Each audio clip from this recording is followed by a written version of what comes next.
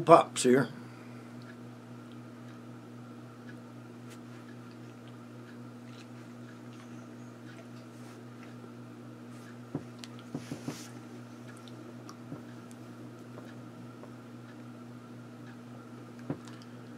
I'm smoking on my Pops pipe, one I carved myself. Y'all have seen it before.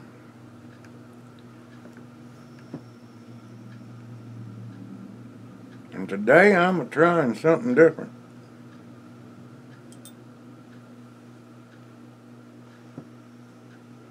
Old Briar dude called me this morning. He drives an old antique car. Drives an old Le Mans, old Pontiac muscle car.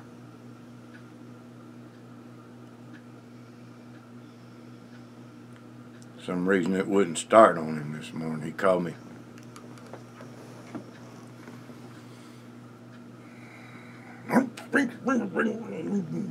Car won't start. I need a ride to work. I told him, I said, well, I'll be right there. So I went and took him for a ride to work. Took him for a ride to work. Took him to work. Wasn't like a joyride or anything. I took him to work. What are you barking at? Won't you hush? But anyway, on the way to work, he wanted to stop at our brick and mortar, the humidor. And while I was there, they had something in there they called butterscotch.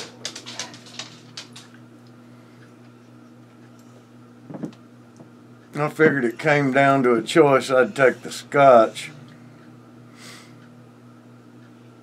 But they let me have both. I did a little research on it. Turns out, it's not butterscotch at all. It's Lane Vanilla Black Cavendish. Now, y'all know me.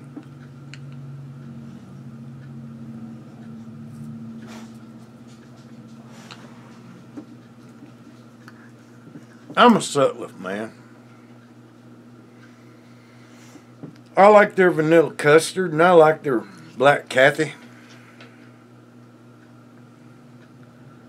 But this year, this is larping.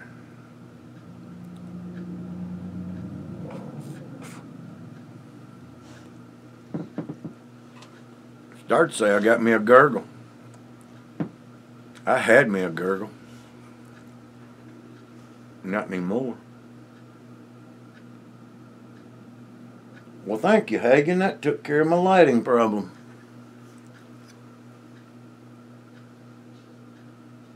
Anyway, on the way to work, me and Dan, Briar dude, Mini-Me rode with me, Gracie. She got to questioning us about being kids. She was listening to me and Jilly Darling and Dan talk about us being kids, and Jilly said something about we ate dinner over here Thanksgiving Day.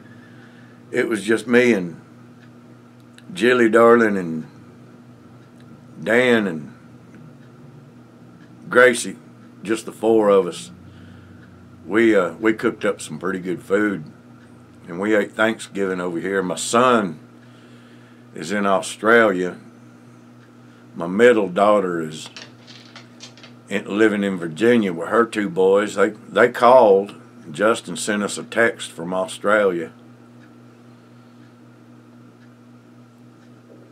I didn't hear from my oldest daughter, but she's got two children and a husband. I noticed on Facebook where they celebrated Thanksgiving at their house. Had a house full of company, so they had a good time. But at one point, we turned over onto the Mississippi State football game, and Jilly Darling said it just wasn't going to do what we didn't have some football. And she said we had to go outside and play some family football. And we got to talking about how me and Dan used to get out in the backyard and play one-on-one football as kids. And we just got to reminiscing about family.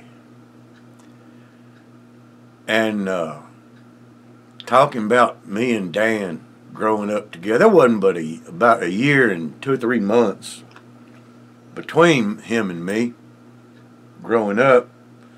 We had another brother that was younger than the two of us by 5 or 6 years.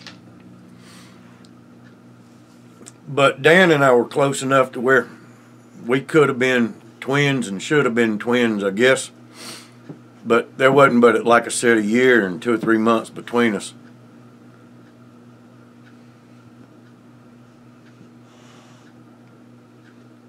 And it reminded me of some old stories that my dad used to tell. My dad's from a family of 11 children. Would have been 12. One of them died very, very young. His name was Robert, and he died as a baby. But my dad's name was Herbert. Went by Herb. And he had a brother that was very, very close in age to him, just like Dan and I are.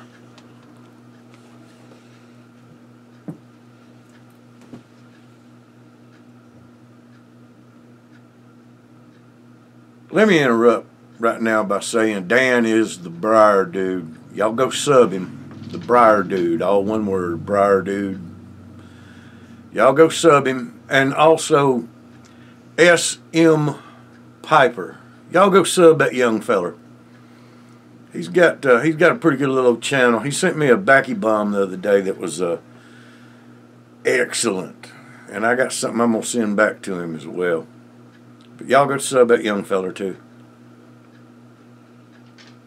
But we got talking about my dad and his brother. His brother's name was Charles Wesley. But his initials were C.W. Of course, their last name was Jones. They grew up north of here, north of Murfreesboro, but not too far north.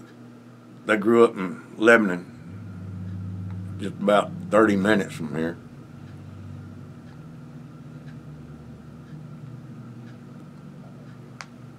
They grew up on a farm, and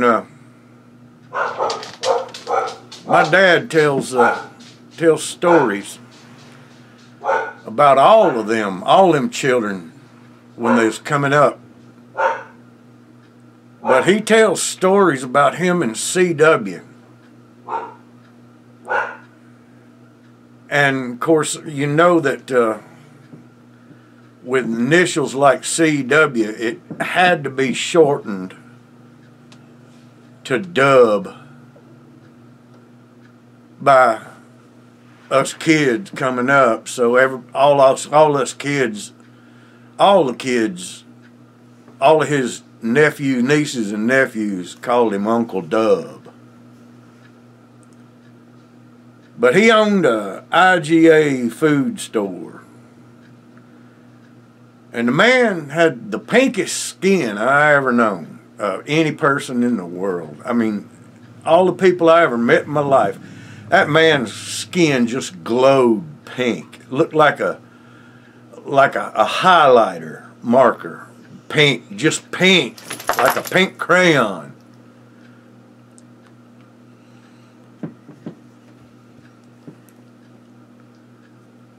And I always wondered why. Why was that man's skin so pink? But the name of his store was Rosie's IGA. And I noticed that there was people that called him Rosie.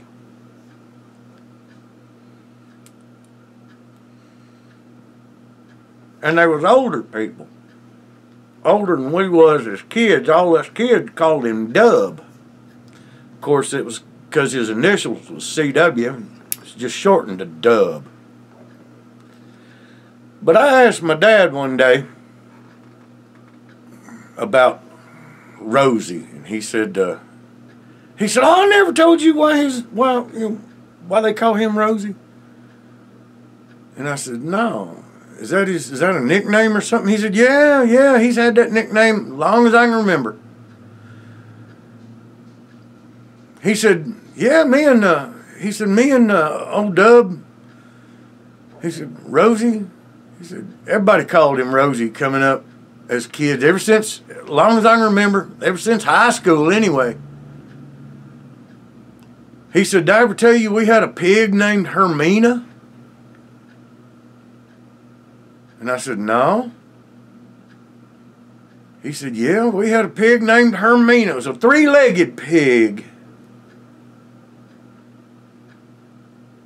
I said, "A three-legged pig?" He said, Yep. It's a special pig." And I said, "A three-legged pig?" He said, "Yeah." He said, "Our house caught on fire one night, and that pig went squealing through the house and woke all 11 of us kids, Mom and Daddy." He said, "Woke us all up, got us all out of the house, then ran back into the house and grabbed the dog and drug it out the house. Saved the dog's life." This is a special pig. He said, "We was playing out in the front yard one time and kicked a ball out in the street. My sister went running out in the street and tripped and fell, chasing after that ball, and that pig ran out and grabbed her and drug her out of the street. Just as a truck come whizzing by and would have ran right over her, and that pig saved her life."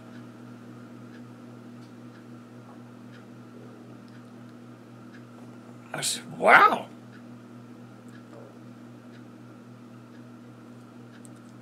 He said, "Yeah, me and old Dub," he said, one evening, late one winter, he said, we was back on the back, in the back pasture where there was a pond.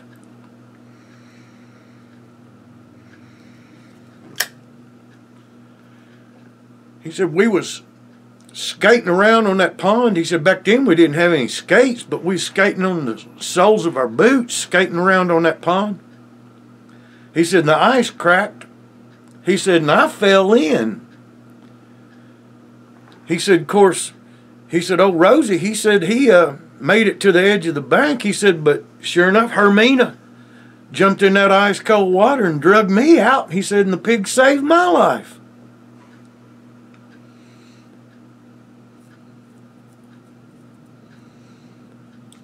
He said, she was a special pig. And I asked him, I said, well, how did it lose its leg? And he said, well, all we owed that pig.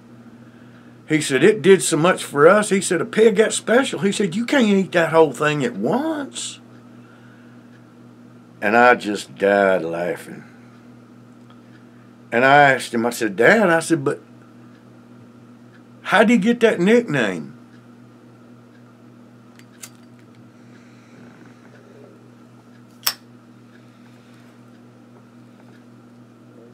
He said, you remember going out to Ma and Pa's house? They had an outhouse out back. I said, yeah. He said, you remember the trap door stood about 6 or 8 inches up off the bottom of the back of the outhouse? I said, yeah. He said, that's called a slough chute. I said, okay. He said, it's for inserting chemicals or lye to control the smell in the outhouse and to cut down on the methane gas.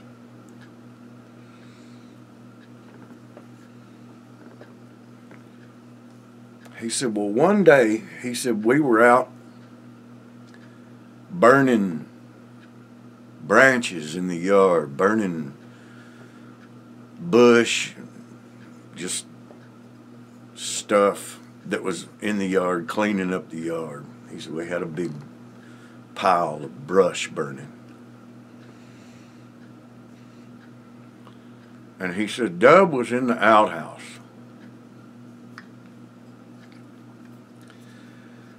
He said, and I took a stick out of that brush pile.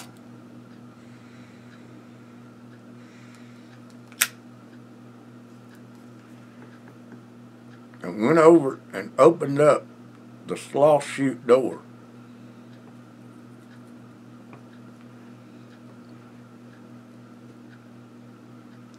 And stuck that lit stick in that sloth chute. And he said that the methane gas that had built up down underneath the outhouse ignited. He said it didn't explode, but it ignited. And it went whoosh, just real quick. And he said you could see a ball of fire ignite inside the outhouse. And you could see light in between every crack in every board.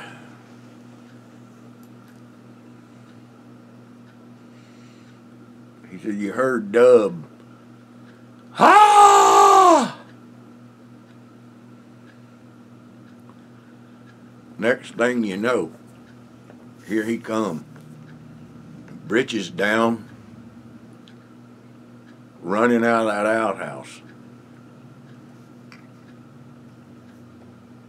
The hair was burned off his head and everywhere else.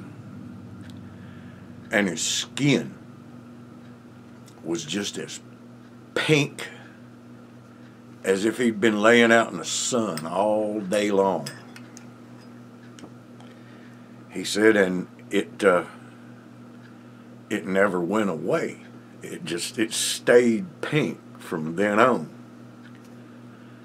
He said he was about a junior or a senior in high school when this happened. He said, and my dad said he was about a sophomore.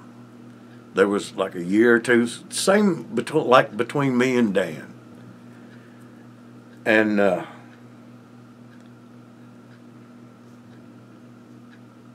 he said Dub got so mad of course he pulled his pants up. He jumped in an old truck that he drove and he took off running. Just drove off. Said he come back about 10 or 11 o'clock at night and he took an axe and chopped that outhouse down. He went inside and went to bed. The next morning, he said, their daddy asked him, he said, I want to know who it was that chopped that outhouse down. He said they all just stood there, all the boys. There was 5 boys. All of them just stood there quiet as a church house mouse. And he said, I'm going to get to the bottom of this. I want to know who chopped the outhouse down.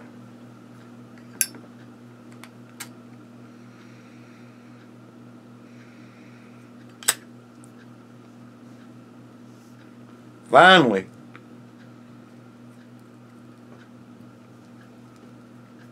Dub stepped forward and he said, Daddy, it was me.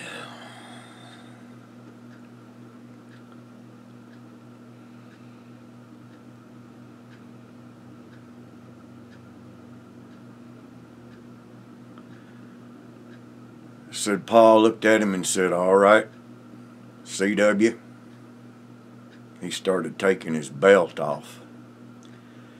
And he said, you go out to the woodshed. I'll be out there in a minute. So C.W. looked over at him and he said, now, Daddy, I just want to ask you one question. I'll meet you out there at that woodshed. But I just want to ask you.